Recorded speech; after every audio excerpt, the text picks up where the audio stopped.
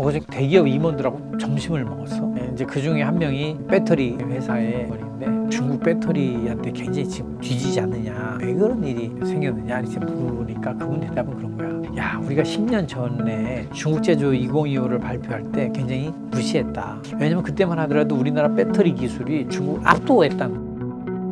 중국이 이렇게 빨리 따라올 줄 몰랐다. 올해 얼마큼 남았지? 올해가 이제 7개월 정도 남은 거지. 지금 5월 말이니까. 내가 왜 내년을 얘기하냐면 10년 전에 중국이 중국 제조 2025라고 하는 국가 하이테크 육성 프로젝트를 시작을 해. 그게 끝나는 해가 내년이에요. 그래서 중국 제조 2025라고 해요. 중국 제조 2025가 과연 어느 정도 성공했는가, 이게 관심이잖아. 홍콩의 영자지 사우스 차이나 모닝 포스트가 자체 조사를 했는데 이 대상 품목이 한 260개 되는데 그걸 다 해보니까 성공률이 86%에 달한다는 거야. 당초 이 중국제조 2025가 시작될 때 목표로 내온 게 뭐냐면 해당 제품의 국산화율을 70%까지 높이겠다, 이거였거든요. 전체 프로젝트의 한 86% 정도가 이 목표를 달성했다라는 것이죠. 어쨌든 이거는 굉장히 높은 수준의 달성률인 것이지. 사우스 차이나 모닝 포스트는 이 사실을 보도하면서 미국이 본격적으로 중국의 경제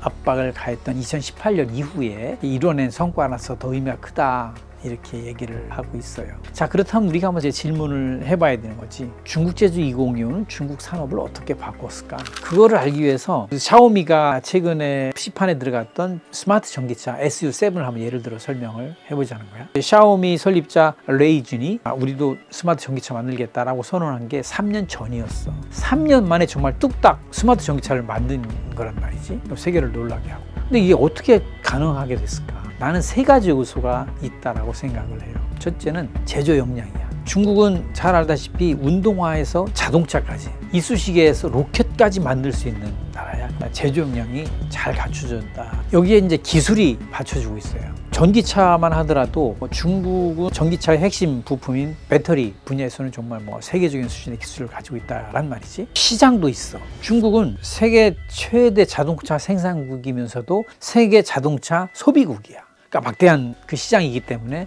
레이준은 판매 걱정 없이 제품을 만들 수 있는 거지. 제조 역량, 기술, 시장, 이 세 개 요소가 레이준으로 하여금 SU7을 3년 만에 뚝딱 만들 수 있게 한 힘이란 말이지. 그게 바로 중국 제조 2025가 어떻게 중국을 바꿨는가를 보여주는 사례라고 생각이 들어요. 옛날 세계화 시대에는 제조라든가 기술이라든가 시장이 따로따로 놀아도 됐어요. 기술은 독일에서 개발하고 생산은 중국에서 하고 중국에서 만든 제품을 미국에 수출해도 됐단 말이지. 근데 지금은 미국과 중국의 경제 갈등으로 인해서 글로벌 서플라이 체인이 분절되고 있는 그런 시대에 우리가 살고 있잖아요. 그렇기 때문에 이 과정을 한 나라에서 다 완결할 수 있다면 그 나라의 산업 경쟁력은 이 분절의 시대에 굉장히 높아지는 것이죠. 어쨌든 중국은 제조 역량이라든가 기술 그리고 시장 을 고루 갖추었고, 그렇기 때문에 우리가 중국을 주목하게 되는 것이고, 중국 제조 2025를 그래서 우리가 관심을 두고 보는 이유인 거예요. 중국은 이제 산업 정책에 관한 한 무엇든 할 수 있고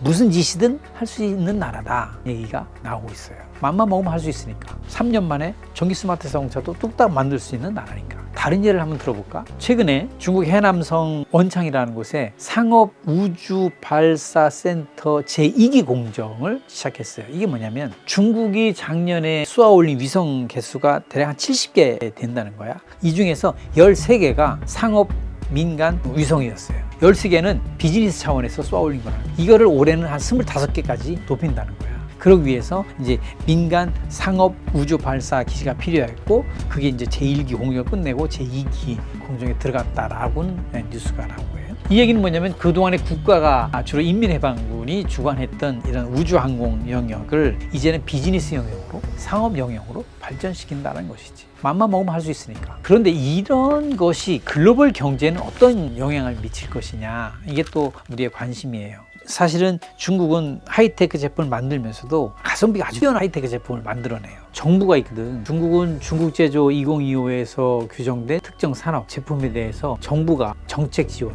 자금 지원을 아끼지 않고 있단 말이지.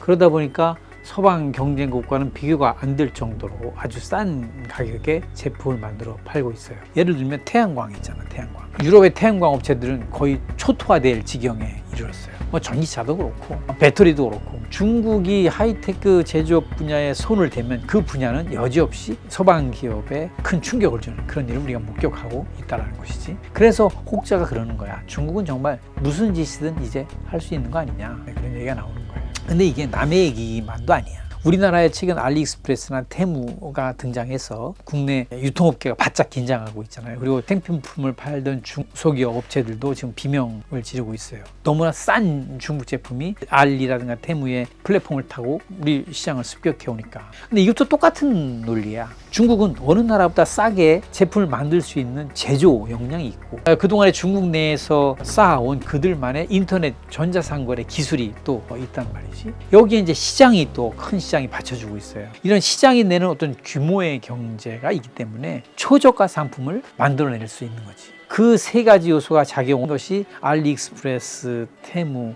사태예요. 중국 제조 2025는 내년에 이제 퇴장하게 돼요.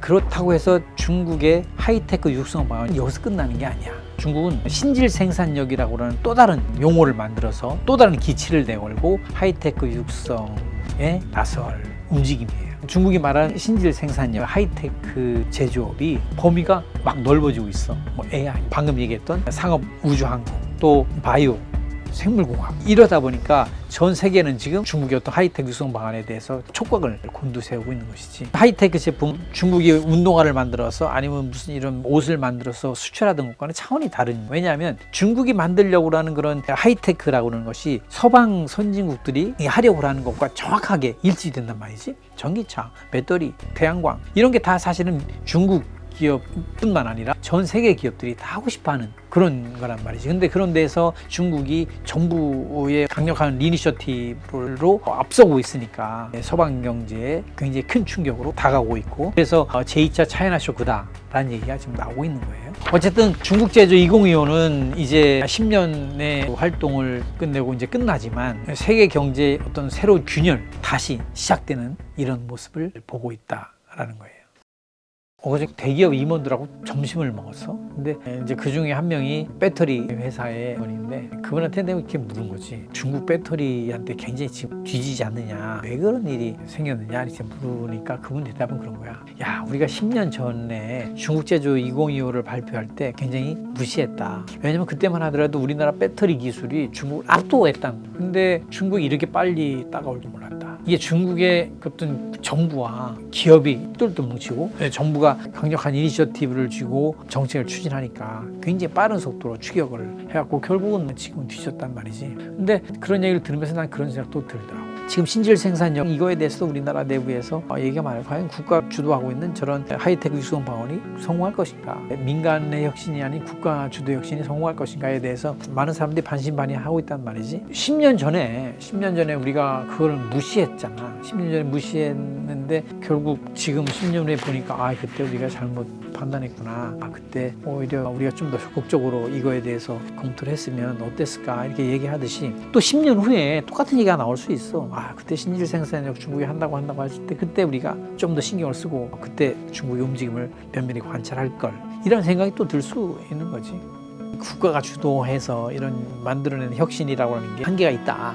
우리는 그게 이제 교과서에서 배웠단 말이지. 신생산업 분야에서는 과연 혁신이라고 하는 것이 그렇게 우리가 시장에만 맡겨놓고 있어야 되느냐, 이거 따로 한번 생각해봐도 될 것 같아. 중국의 발전 방식이 다르고 미국의 서방의 발전 방식이 다르긴 하지만 어쨌든 중국이 그동안에 중국 제조 2025를 이렇게 추진해온 거 보면 이런 그 새롭게 시작하는 분야에 있어서 국가 이니셔티브를 강하게 쥐고 돌파해 나갔던 것이 오히려 지금 성공률이 86%에 이른다. 이거를 쟤들 왜 저래? 자, 저건 정말 시장 원리도 맞지 않고 이런 글로벌 스탠다드에 맞지 않는 거라 치부하기보다는 쟤네들이 저렇게 하려고 그러는구나. 저래서 이렇게 발전을 이뤘구나. 그래서 그러기 때문에 더욱더 무서운 것이다. 이런 식으로 접근해야 된다는 것이지. 그게 오히려 현실적인 우리의 대중국 접근법이 아닌가, 또 그런 생각도 또 들어.